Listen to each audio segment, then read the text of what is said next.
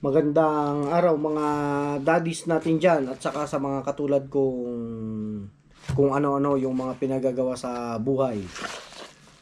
Excited lang naman tayo. Meron tayong isang item na siguro matagal ko nang inaantay para ano na rin magamit, at the same time may share ko sa inyo soon kung ano yung magiging gamit nito. So umpisahan na natin yung pag-unbox.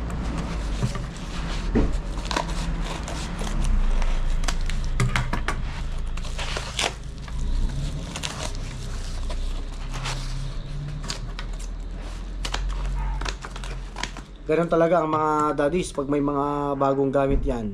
Talagang hindi yan mapakali. Ang totoo niyan, gustong-gusto ko na itong buksan, pero yun nga lang, gusto ko talagang may share din sa inyo para naman makita nating lahat kung ano nga ba yung mga ganitong bagay. Nasa field kasi tayo minsan ng mga services na kung saan halimbawa tree cutting, mga ganyan. Kaya naisip ko, may mga nakikita ako minsan na ito yung ginagamit nila, at naisip ko rin na siguro kailangan din nating masubukan para ma-share yung mga experience sa paggamit ng mga ganito.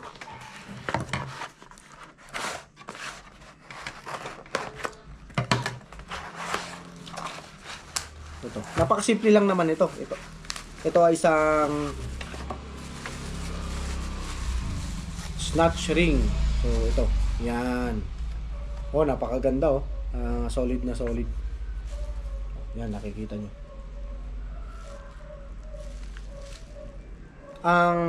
Meron akong ang isang gamit nito na pwede kong masabi sa ngayon, ito yung magiging kulay natin.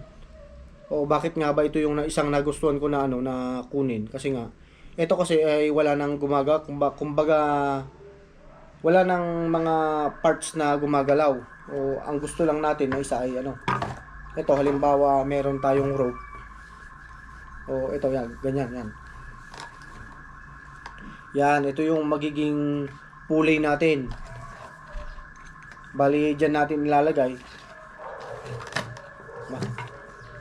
Nag-i-slide lang ng ganyan kung ano yung pwede nating hatakin o kaya ilagay. Napakaganda.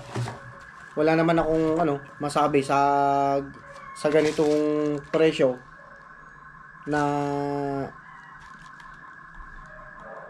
ito wala pang 500 pesos, pero lifetime kumbaga pag nagkaroon ka nito, kung hindi nyo mawawala, talagang nandito lang kasi wala namang masisira sa mga ganito. So yun lang, abangan lang natin yung mga susunod na video at i-actual natin kung maganda nga ba. Gagawa tayo ng review sa mga ganitong klase.